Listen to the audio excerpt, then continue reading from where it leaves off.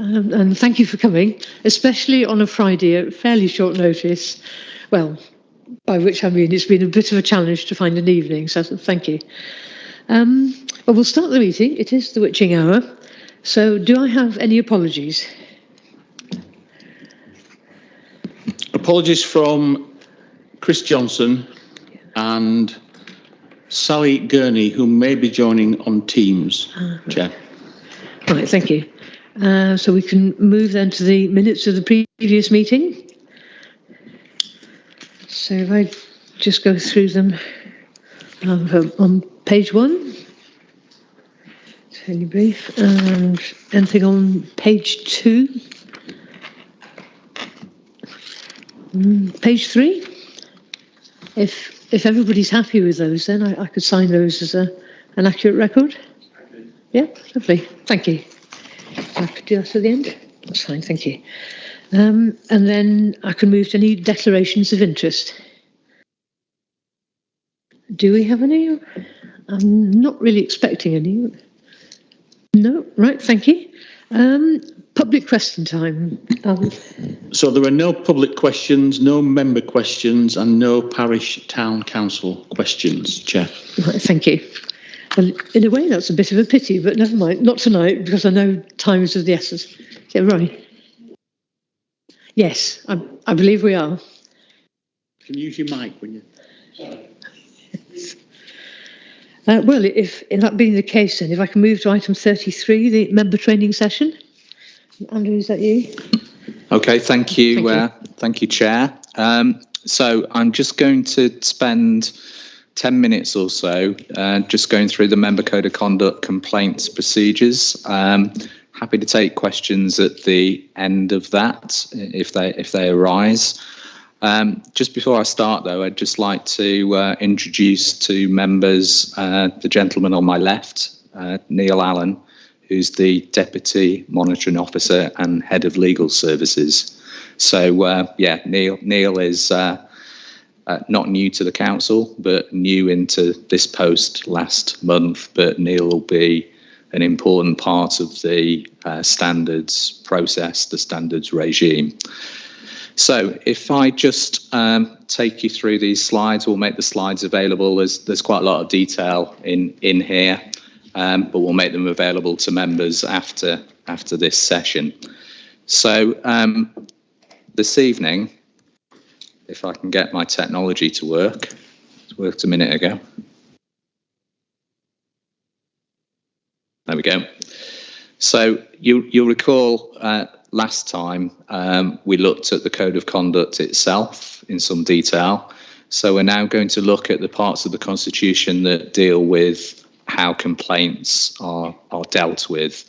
It is a laid down process that we've got, as you'll see as we go through this. And there's 5 parts in the Constitution that cover this, as you'll see on the slide there. Tonight, I'm just going to focus on those first 4 parts. I'll just talk very briefly at the end about hearings panels, which we have very few of in Wokingham. So just to take you through the Constitution itself, and if I start, and this is a slide that you saw last time, but what does the law actually say? It's that 3rd bullet point there, that legally we need to make arrangements to deal with allegations around borough and parish cases. So that's the focus of this short session this evening. So starting off now with the process for dealing with misconduct complaints. So again, I won't read all the information out on this, but that first paragraph there is just reinforcing the point that out of the Localism Act, the council has adopted these arrangements, these formal arrangements to deal with complaints. So what happens when we get a complaint in? And I should say complaints can come in through the council's website. They sometimes come to us directly via email. They can begin through a conversation that a member of the public or a complainant has with myself in the first instance, but we'll always get a written complaint that will start the process. As I go through these slides, you'll just see that I've highlighted in bold some of the key points just to sort of bring those out. So in terms of the first step, within 3 working days, I will acknowledge the receipt of all complaints. And that's one of the performance indicators that you see every time in these meetings when you get the update on complaints. That's the first sort of performance indicator to meet. The complainant, there's an engagement process with the complainant themselves, and clarifying the parts of the code of conduct that may have been breached or alleged to have been breached, and the name of the councillor who is the subject of the complaint is called the subject member. So this first part is all just setting the scene, if you like, in terms of that initial receipt and acknowledgement of the complaint. I'll say a little bit later about anonymous complaints and how we deal with those, but the vast majority of complaints that we receive are from a named individual. If it's a complaint about a parish or town councillor, then there's a process for myself to inform the clerk of that town or parish council, and I'll say a little bit more about that in a second in terms of what the clerk's role is in the process. And on occasions, because we have towns and parishes in this borough, one of the things that I need to do at the beginning is to establish, if it's a councillor who is both a borough councillor and a parish councillor, to establish in what capacity they were acting at the time that the complaint, the relevance of the complaint. So that's that first step. If I move on to the next stage, so the subject member is told the full details of the complaint and is given an opportunity to make some initial comments on the complaint. Most councillors choose to take up that opportunity, not always, but in the majority of cases. And again, in terms of the process, there's 15 working days for the subject member to make a response. If it's a complicated complaint, then it seems appropriate that to have those 15 days. But if I don't get any complaints, then we'd move to the next stage, which is the assessment stage. What I meant to say at the beginning of these slides as well is that this committee, a couple of years or so ago now, considered in detail the process for dealing with complaints. The committee had input from Paul Hoey, who is an external expert in these matters, and the Standards Committee and the Council at that time did make some improvements in the complaints handling process. So these processes that you're seeing tonight, they should represent best practice in terms of how all local authorities manage their member code of conduct complaints. So moving on, I said that if it's a town or parish complaint, I'd contact the clerk. I think the key point just to stress there is I'm not asking for an opinion from the clerk in terms of whether a councillor has breached the code. It's purely around factual matters that I'd be seeking to establish at that time. So what happens at this initial stage? So the next step is for an initial decision or an assessment by myself of the complaint that's come in. I'd always do that assessment in consultation with one of our 3 independent persons. And as I said at the last meeting of the Standards Committee, the role of the independent person is really important. It is extremely helpful to me in terms of another perspective, a member of the public giving that perspective on the complaint. So it isn't just myself as an officer looking at this. You've got that assurance as well, if you're subject to a complaint, that an independent person is also inputting into that process. But at this stage, it is, as it says, very much an initial assessment. It's to determine whether the complaint should be accepted for further consideration, or indeed it should be rejected at that initial stage. And the Constitution itself describes in some detail some of the criteria that I'd consider at that initial stage. So I won't read those 6 bullet points out there, but there is more information in the process that describes what each of those things mean. Just one thing to say on length of time, the yardstick, if you like, in terms of length of time is 6 months.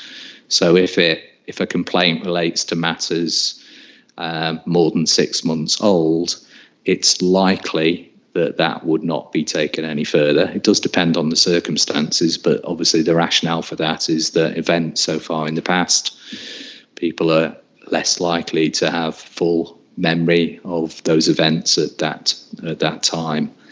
And I'd just like to refer to that final bullet point as well, because if we're talking about a relatively minor matter, and if the member, when they're presented with the complaint, either has already made an apology or is prepared to make an apology, then from my perspective as monitoring officer, I'd always seek to deal with the complaint early as possible in the process. I'm not talking about serious complaints here, but where it's something relatively minor, then I'd seek to resolve it at that stage. So this is just a little bit about what happens in that initial assessment process. So there are 4 possible actions that can be taken. These are all, again, always laid out in the update on complaints report that I present to this committee. But in a significant majority of cases, it would be little a there that happens, that having made an initial assessment, there's clear evidence that there's been no breach of a code of conduct. That would be the end of the matter. And I would contact the complainant and the subject member and explain how that conclusion has been reached. And I remember Councillor Mantell referred, I think, at previous meetings around how does that communication happen. From my perspective, it's something that we're working on as well, but from my perspective, it's about providing the rationale and as much information as I'm able to provide to explain why it wouldn't be appropriate to take any further action. Little b there, resolving the matter informally. So again, if it can be dealt with informally through some of those actions that are referred to there, then I would seek to do so at that stage. And I should stress as well, if it's dealt with at that stage, it's not dealt with on the basis that the member has breached the code of conduct. We've not reached that formal assessment at that stage. But again, if it can be dealt with informally, that's what we'd seek to do. If we're talking about a more serious complaint, and if there's conflicting information or lack of information at the initial assessment, then we'd move to C, requiring a formal investigation. So an investigator would be commissioned. They would produce a written investigation report, having interviewed the relevant parties, and the investigator will conclude whether or not, in their opinion, there is evidence of a breach of the code. And then little d there, certainly in my time, that's not happened, but it could happen in certain circumstances to refer the complaint to the standards committee itself for a decision. So that's what happens at that initial assessment stage. There's some timings around that in terms of how quickly we seek to get to that stage.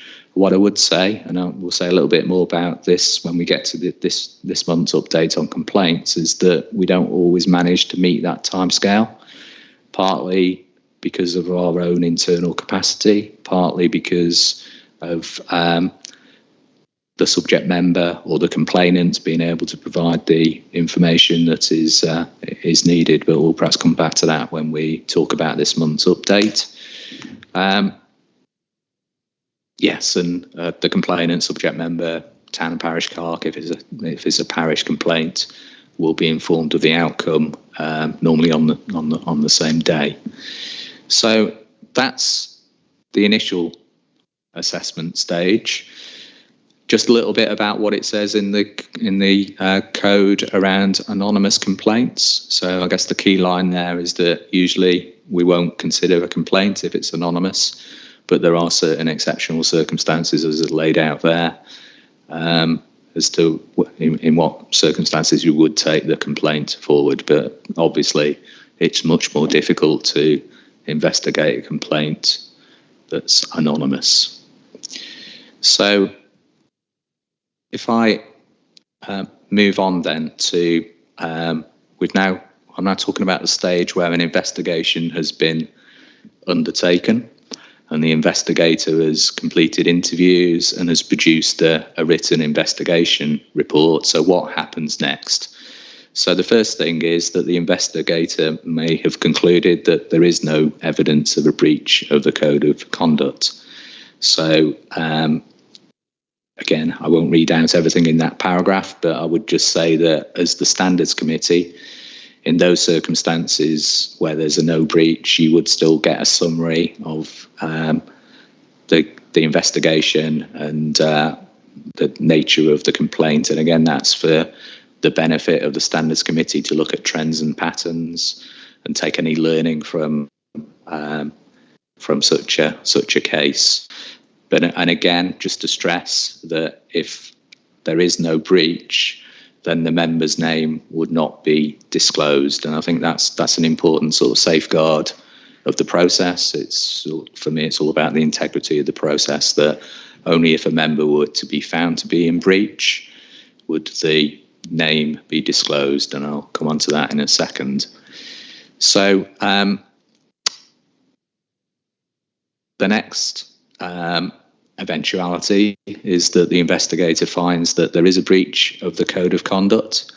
And essentially in that circumstance, there are two options available to deal with that.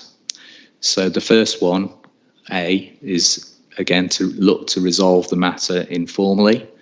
And there are various things under 1 to 4 there that could be actions for the subject member to take. Quite often it's little 2 there that is a key one about making a written apology to the complainant, which is acceptable both to myself and the chair of the Standards Committee. But it's important to note that even if it's resolved informally, because the investigator has found evidence of a breach, then the member's name will be disclosed and will be made public. And I'll say little bit at the end about how that happens.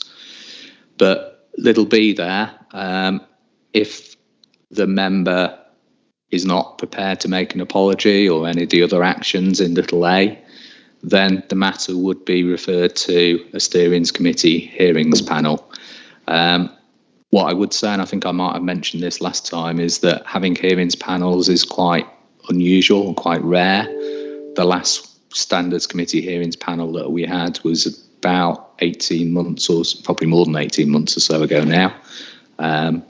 And the one before that was probably 2 or 3 years before that as well. So we're not talking about panels that happen regularly, but that again is part of the process. That could be where we end up with an investigation that has found evidence of a breach, and that will be the opportunity there for the subject member to argue their case in front of their fellow members as to whether or not there is a breach in terms of their conduct.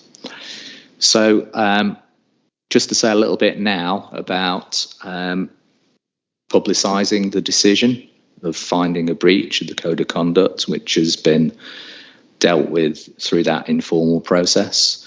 So something called a formal decision notice is produced, which gives a brief description of what the complaint is, and it also describes the particular clauses in the code of conduct that have been breached, and any action that the subject member has been asked to take. So that will be made available to the complainant, the subject member, if it's a town and parish council, to the clerk and to the council, the town and parish council themselves, and also to the independent person. It'll be available for public inspection, and in the case of a borough council complaint, it will be published on the borough council's website. It will also be reported to the next convenient meeting of the full council in a report format, although there'll be no discussion on the item itself. And similarly, if it is a town or parish council complaint, then the relevant council will be asked to publish the decision to its next council meeting. That final point in bold there as well about right of appeal. This was a point that the Standards Committee a couple of years ago, when they considered this, they did look at the merits and otherwise of having an appeal process, and they decided not to have one, and that is very much in line with best practice and how other councils deal with this. But this committee may have different views around that. Just nearly there now, you'll be pleased to hear. So just to say just a little bit very briefly about local hearings. So, and as I say, this is very rare, but if it does happen, a politically balanced hearings panel would be convened, made up from members of the Standards Committee itself. We don't have a fixed membership. We would convene a panel for a particular complaint. The size of the panel will be between 3 and 5 voting members. I think the last one we had 3 members on the panel. If it's a town and parish council complaint, then a co-opted town or parish councillor would also be invited to be part of the hearings panel, but they wouldn't have voting rights on the panel. And then, and again, importantly, the independent person will attend the hearings panel as well. They're not a decision maker on the panel, but they're a really important part of the machinery in terms of providing advice and perspective and views to the panel members about the evidence that is heard at the panel itself. So that was all I wanted to say tonight in terms of that section of the Constitution that deals with complaints, but happy to take any questions now, and you've got our contact details for the future if you need to get in touch with us about anything that arises after this meeting. Thank you, Chair. Well, that was really clear. Thank you. And it's particularly good to be so certain as to how it's all grounded in best practice, which I think you can't really stress too much, I feel. Anyway, Imogen, sorry, Councillor Dubay, you have a question.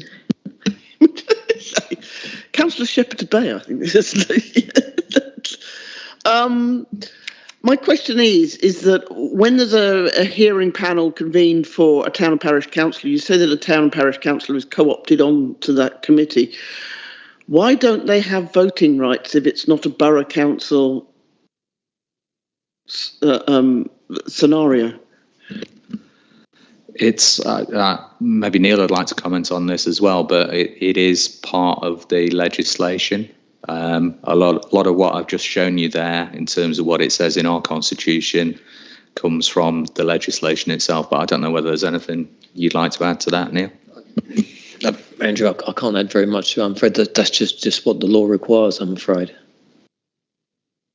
Sounds a bit unfair, really, but... Yes, I think it's interesting to note that actually more councillors in the borough who belong to a parish or town council are subject to the code of conduct than the 54 borough councils. So the majority of councils who are subject to this code are actually town parish councils. There are more than 54 of them. And we, the 3 independent town parish councils on this committee, have no voting rights. And on the hearing panel it's the same. But I appreciate that I think this is one of the things that changed in 2010 when there was a big change in the structure of the complaint procedure and the code of conduct, and they took a lot of powers away. And so I have to accept the circumstances, but I note that it doesn't seem fair. Councillor Akhtar. Thank you. My question was just in relation to the anonymous reports you might get, or even if there's a complaint, just across the anonymous and non-anonymous. Does the individual member how quickly do they get informed if there's a complaint against them? And are there situations where you might get a member who has a complaint against them, but may not be told that there's a complaint? So just interested to know that. In terms of how quickly does the subject member, i.e. the member subject to the complaint, receive information of it, I would say it's almost certainly within 24 hours of the complaint being acknowledged to the complainant themselves. So there's no delay in terms of that. And then the issue you raised about anonymous complaints, so obviously, as I said in the presentation, it's very difficult without having a complainant to deal with it properly. But even in those circumstances, the subject member would be told the full details of the complaint, obviously without who the complainant was, because I wouldn't know that either. Thank you. Right, Councillor Matthews. Thank you, Chair, and apologies for arriving late. I wondered how the independent members were selected. They're appointed by council. We've currently got 3 independent persons. I think I've said before, we've been fortunate to have 3 independent persons. We will be, though, within the next 12 months or so, one of those independent persons will be retiring. So there will be a appointment process to find a replacement, and that will be a public advert, and we'll look to promote the role, and it will be open and transparent in terms of how we go through that process of finding a replacement to that independent person. Right, Councillor Howe. Thank you, Chair, and again, apologies for being late. Now, on the point of anonymity, I think I heard you say during your presentation that there can be exceptional circumstances to keep anonymity. Could you give some examples of that, please? I can give a theoretical example. What I would say is that, again, in my memory, I can't remember that, certainly not in my tenure anyway, that this council has dealt with an anonymous complaint under the Code of Conduct. So again, it's really rare, but I guess there could be a circumstance perhaps in another council where the complainant feared reprisals from the councillor concerned. So there could be a situation like that potentially. That would be one scenario that I could think of, but again, as I say, we've not had that in Wokingham Borough Council, certainly not for the last 10 years or so. Thank you. I accept that it could be extremely rare indeed, but never say never. Councillor Shepherd-Dubé. Generally, I see that this is either members of the public or other councillors making complaints against you. My question is really about staff who work for the council. Can they make complaints against councillors? I suspect they can. But is there another, are they expected to be dealt with in a different way? So, well, firstly, yes, members of staff could use this process, this formal process, to make a complaint. You say could, which means they don't. No, I'm not. No, they could, and they have done historically. So it has happened. But what I would say is that within the Constitution, there's a member officer protocol. And within that, it talks about where there is difficulty between an officer and a member, that through the line management, so a director and indeed the chief executive, the matter would seek to get that resolved informally, i.e. outside of this formal member code of conduct process. That would be the preference, but if that didn't work, then it's the right of an individual member of staff to use this process as well. Are there any further questions? Councillor Mantell. What I was going to ask is, on the slides, it showed one of the outcomes of the initial investigation is the term take no action. And we see this every month on our sheet, take no action. And in brackets on the slide, if I remember rightly, said there is no breach of the code of conduct. That was the explanation behind the term. In my view, the term no further action on its own lacks clarity and force of conviction, because people who read it will say, well, there was no evidence or there was a lack of evidence, and they will conclude that it's sort of open, they saying basically, well, we don't know either way. But I think we should really try, when we use the term take no further action, put in brackets behind it, there was no breach of the code of conduct, which will make it clear that the term no further action meant that the investigation had reached a conclusion, and the conclusion was there was no breach. And I would like to propose that we use that additional sentence in our report, so we're all reminded that the conclusion was there was no breach, and also in the publication, for example, when the clerks with town and parish council are informed, so that nobody is in doubt that the investigation not only said no further action as if we don't know what the case was, but actually make it clear our conclusion was to take no further action because there is no breach of the code. And that is my proposal, because I feel at the moment we are not so. That was my first question. I wondered how the monitoring officers feel about that. I think from my perspective, that's probably helpful. My only slight hesitation is just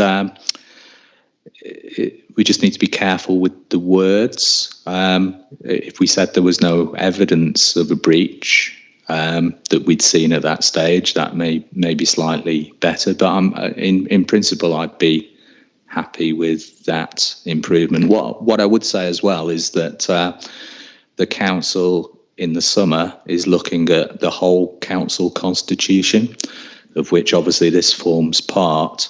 So there will be an opportunity to, if there's some relatively minor improvements to be made like that, then we can build those into that root and branch review that we're doing of the constitution as well. But yeah, in principle, I'd be happy with that. Yes, thank you. So, sorry, I'm going to ask a further question, yes. One of the slides said that at that stage of no further action, there's no names to be disclosed. I had a personal experience of a malicious complaint against me, and I agree basically with the no names to be disclosed, but it, as I was advised at the time, it still allows the person who was complained against to say to somebody, or to say to anybody they like, to say, well, I was subject of an investigation and so accused me of so, and he was found to be, untrue. And what I'm trying to say is the non-disclosure of name doesn't prevent the name to be disclosed by other people. I appreciate that the council doesn't want to assume it, and I feel that's proper. But I just want the confirmation and members here to realize that it doesn't mean that if you're yourself the subject of a complaint which is found to be no further action, you're perfectly at liberty to say to people, this is what happened, and Mr. or Mrs. So-and-so said this and was found to have no claim. And I think I'm summing it up right, yeah, am I? Asking the monitoring officer. Yeah, I think all I'd say is the procedure is written on the basis that if a member is found not to have breached the code, the assumption is that the member would be happy not to have the fact that they've been subject to a code of conduct complaint disclosed publicly. That's the premise behind the way that it's written at the moment, but I understand Councillor Mentel's point. Final question is in our minutes in our discussion last month, minute number 19 at the bottom. And the Moulton confirmed that both parties were contacted with the reason behind the decision to take no further action. I've received a letter in those circumstances, and that was satisfactory. At that time, I didn't realize that the complainant, the person who complained against me, also received a letter of explanation. And I wanted to discuss whether it would be fair for the person who was complained against unjustly to see the content of that letter written to the complainant, if you see what I mean.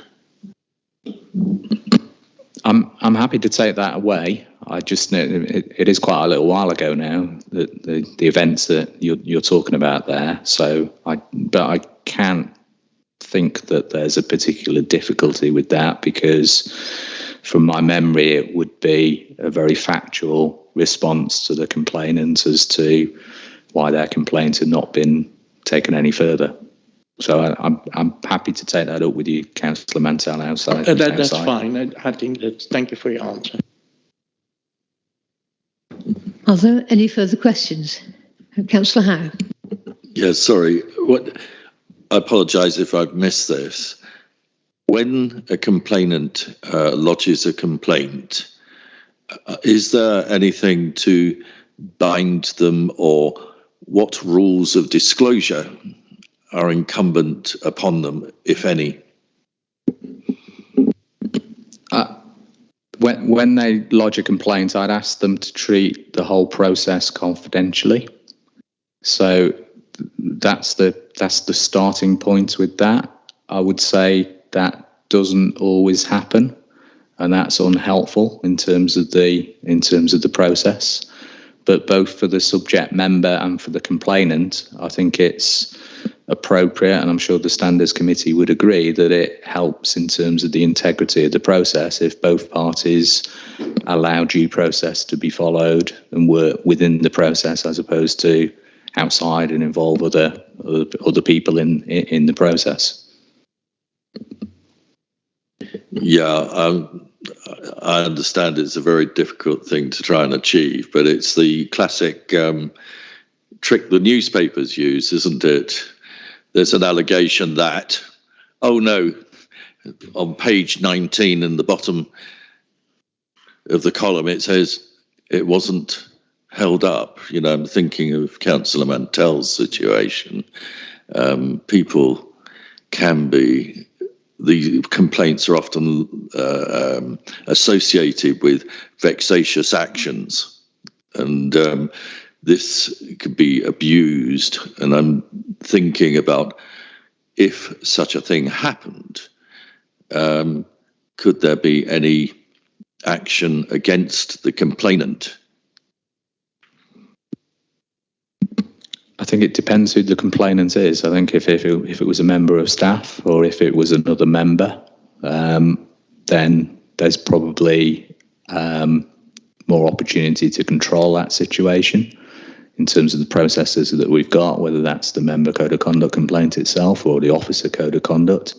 But I think if it's a member of the public who is the complainant, it's much more difficult in terms of that situation. I think Councillor Howe makes a good point, and I will take that away and think about how we could strengthen the process and strengthen the maintenance of confidentiality in the process. Thank you. Anyone with any more questions or comments? No? Well, thank you for that, and thank you for filling us in with all the details. That's much appreciated. So can we move on then to the next item, the update on complaints? And I'm acutely aware that time's not really with us, but I'll keep quiet now. Thank you, Chair. So I'll be very brief. So this is your normal format, so hopefully you're well used to the format now. I just wanted to say, just very briefly, sort of what's happened since the last update in January. So since January, we've had 2 new complaints, 1 parish and 1 borough council complaint. both of those complaints, as it says in the report itself, are at the formal investigation stage. I would expect both of those complaints to be dealt with by the investigator in approximately a month's time. I'll come on to and ask Neil to comment in a minute as well about some of the capacity issues that we've got at the moment. You'll also see in the report, and this is WBC 6, this is a complaint that came in last year. It's been to investigation. As it says in the report, the investigation has been completed, and I do have an investigator's report with some conclusions in it. Where I'm at in terms of that process now is, if you recall the slide that says what happens where I receive an investigator's report where there is evidence of a breach, and there are two choices. One is to seek to resolve the matter informally, particularly the member concerned submitting an apology to the complainant, or that second option of taking it to a hearings panel.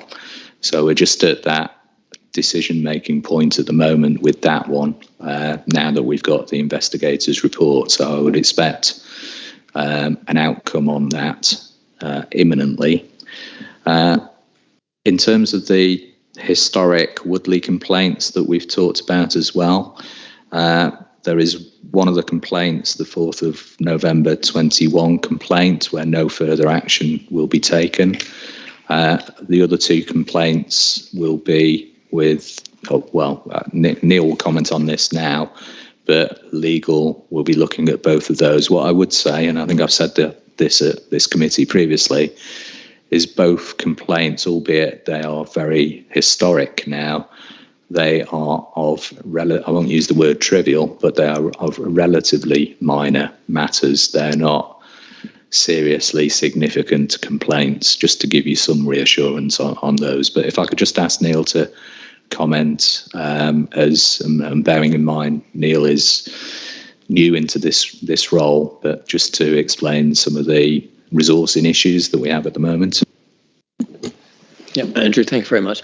Members, good evening, and it's good to be here. Just as Andrew explained, I've just taken over since the last hearing. So, and with regards to these particular reviews and investigations, legal services is under sort of capacity pressure at the moment. There's at least 2 vacancies, and of course we have the day job of court and contractual and other matters, and of course we've got the elections coming up, so we provide a support for that. So apologies for that, but what I will say is I will, in my new role, reconfigure things so that these investigations are brought to the top, and so the next hearing there'll be substantial progress, and the progress hopefully well before your next hearing.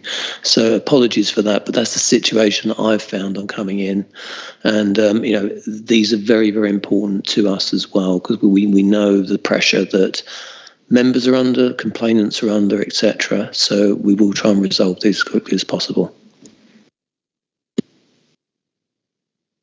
That's it. So I think we just have to note that, don't we?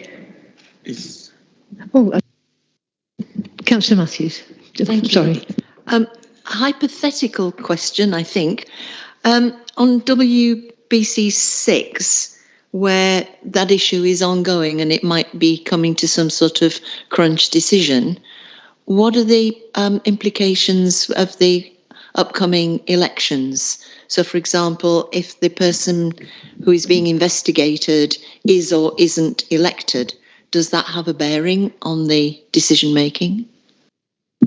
Well, I can say with that particular one, so the subject member who is a borough councillor isn't up for election this May, so it's a theoretical issue, but it's not a real issue. Thank you. Any further comments? No, thank you. So do we just note that then and move on? Right, thank you. So if I may then, we can move on to the next agenda item, number 36, which is I'll put my teeth in and try again, the Standards Committee Annual Report. Thank you. Could I ask Andrew to have Yes, a so word? just very briefly, Chair. So every year the Standards Committee produces an annual report for Council. So this is the draft in front of you this evening. It is, I think, pretty much a factual report in terms of members of the committee, the number of meetings you've had, etc., etc. But it's an opportunity for you to make any amendments to the report. Subject to any amendments you make tonight, that will then go to the Borough Council full council meeting in May. Right, thank you. Can I ask then, does anybody have anything they wish to ask or amend or put forward? No. So can I ask if everybody agrees then to accept the report to take it to the next council? That's unanimous. Thank you. Which I think that concludes the business. But before we go, I would just like to say a huge thank you to everybody who's been involved with the Standards Committee, the independent persons, all the members, and particularly the staff, because this really does underpin everything we do. Doing the right thing by the public is what it's all about. And I think together we're making a difference. So thank you once again, very sincerely. And I think I can conclude the meeting.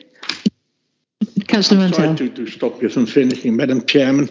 I think I ought to say something to the committee. I've been a parish councillor for 41 years and I'm coming up for election this year. I'm 78 years old. I had to decide whether I wanted to sit on the parish council when I'm 82, and I've decided not to do so. So tonight I think will probably be my last night at this committee, because I will cease to be a councillor, I think, on the 7th of May. As relevant to this committee, I've actually been a member of this committee for over 20 years, and that has been interesting. And the particular change I wanted to highlight was in 2010, when there was a change of government and the powers of the Standards Committee, to my view, were undermined. A lot of our sanctions were taken away, and that was a shame. And finally, with your permission, I will ask Neil to give me my nameplate. You have no use for it. It's unlikely you get another Roy Mantell, and I like to keep it as a memento of seeing you over all those years, and good luck to the committee in its future. Thank you. Well, can I just say thank you for those words? And on a private note, many years ago when I lived in Twyford, you were my parish councillor. You will be missed, I'm sure. And I'm sure Neil will not mind about the nameplate. So thank you to everybody, and good night.